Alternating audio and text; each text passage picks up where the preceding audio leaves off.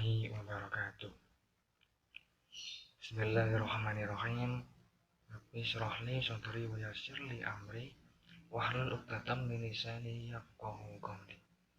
Subhanaka la ilma lana illa ma 'allamtana innaka antal alimul hakim. Selamat pagi anak-anak. Bagaimana kabarnya hari ini? Alhamdulillah. Semoga kita dalam perlindungan Allah Subhanahu wa Ta'ala. Pada pertemuan kali ini, kita akan membahas bab mengenai berempati itu mudah dan menghormati itu indah. Anak-anakku sekalian, apakah kalian tadi berangkat pamit kepada orang tua, mencium tangan orang tua? Nah, hal tersebut merupakan sikap hormat dan patuh terhadap orang tua.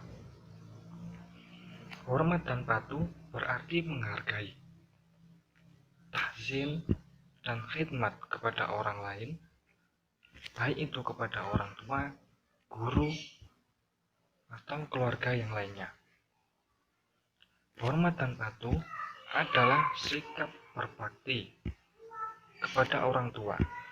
Berbakti merupakan kewajiban anak kepada orang tua. Dan berbakti kepada orang tua adalah amal soleh yang mulia di mata Allah Subhanahu wa Ta'ala.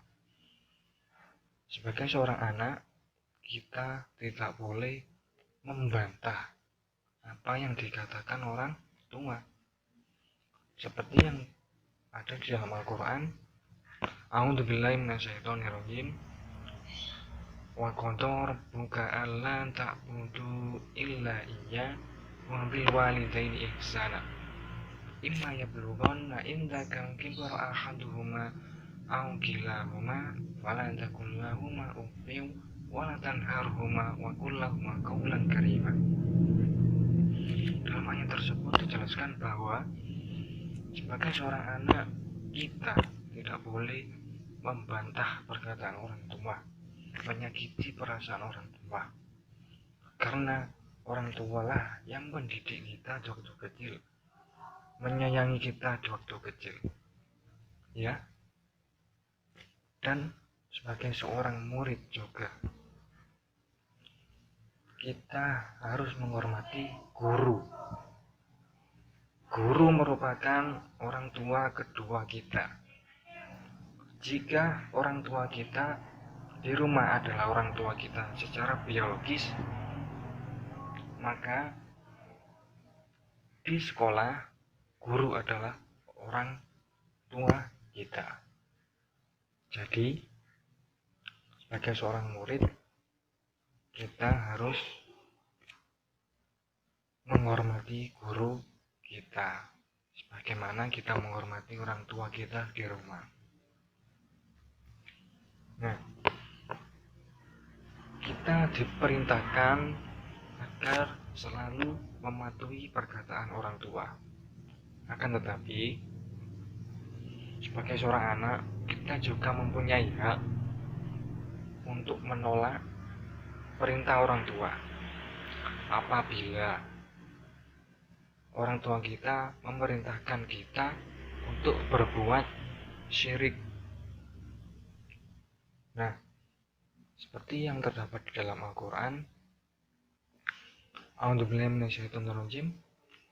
Wa in jadahaka 'ala an tusyrika bima laysa laka bihi ilmun fala tuti'huma wa shahibhuma fid dunya ma'rufa. Dalam ayat tersebut menjelaskan bahwa apabila orang tua kita memerintahkan kita untuk berbuat syirik, berbuat dolim, maka kita memiliki hak untuk tidak mengikuti perkataan mereka, tidak mengikuti perbuatan mereka.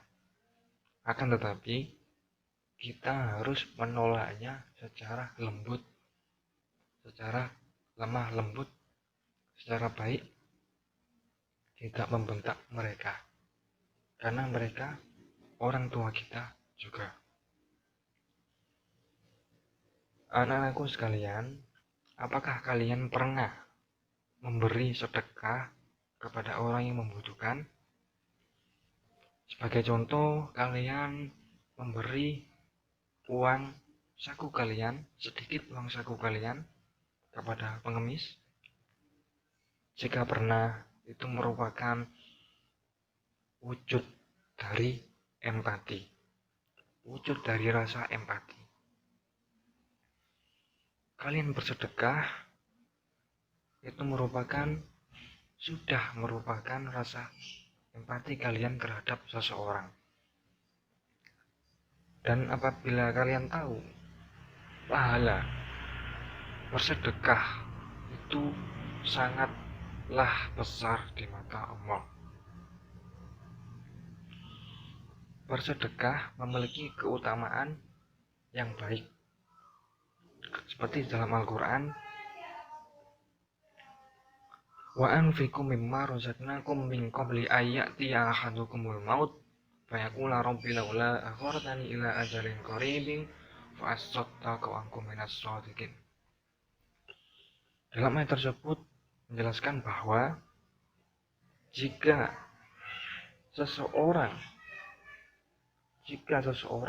dilihatkan besarnya pahala bersedekah, maka seseorang yang sudah meninggal atau ada di alam barzah sekalipun, apabila dilihatkan pahala bersedekah, ia akan meminta dihidupkan kembali hanya untuk bersedekah.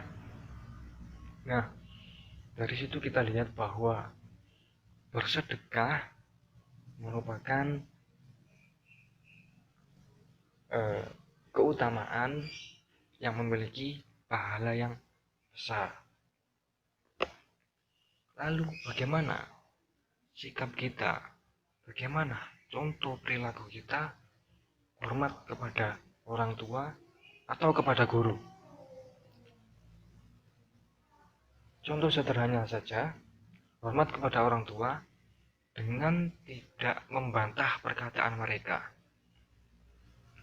Selalu menjunjung kehormatan mereka, tidak berkata kasar kepada mereka.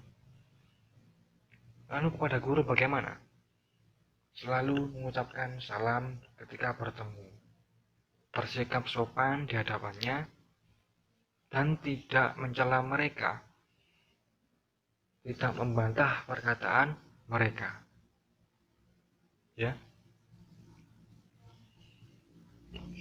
Dan hormat atau berempati atau bersedekah memiliki keutamaan yang tinggi di hadapan Allah, memiliki pahala yang besar di hadapan Allah. Baiklah anak-anakku sekalian, demikian paparan materi yang dapat saya sampaikan. Untuk selanjutnya saya akan membentuk beberapa kelompok, yang mana kelompok ini akan mengimplementasikan materi yang telah diajarkan tadi. Jadi mekanismenya adalah dalam kelompok tersebut mensimulasikan kehidupan sehari-hari tentang materi apa yang telah diajarkan tadi. Jadi seperti sosiodrama. Nanti ada yang berperan sebagai orang tua, ada yang berperan sebagai anak, ada yang berperan sebagai guru. Untuk penilaian sendiri, untuk penilaian kognitif, saya mengambil dari uji kompetensi. Jadi saya akan memberi soal tentang materi tersebut kepada anak-anak, kemudian dikoreksi dan dikumpulkan. Soal tersebut juga menjadi indikator kesuksesan metode pembelajaran dan juga sebagai bahan evaluasi. Untuk penilaian sikap, dilakukan secara pengamatan, yaitu diamati oleh guru, diamati oleh pendidik. Untuk nilai keterampilan diambil dari kelompok yang dibentuk tadi, yaitu kelompok yang mensimulasikan materi tersebut. Nah, untuk selanjutnya dari penilaian keterampilan tersebut yang dinilai adalah kecakapan mereka, artikulasi mereka saat memerankan, dan juga penjiwaan mereka. Nah, sekian yang dapat saya paparkan, kurang lebihnya saya mohon maaf. Wallahul muwaffiq ila aqwamit thoriq. Wassalamualaikum warahmatullahi wabarakatuh.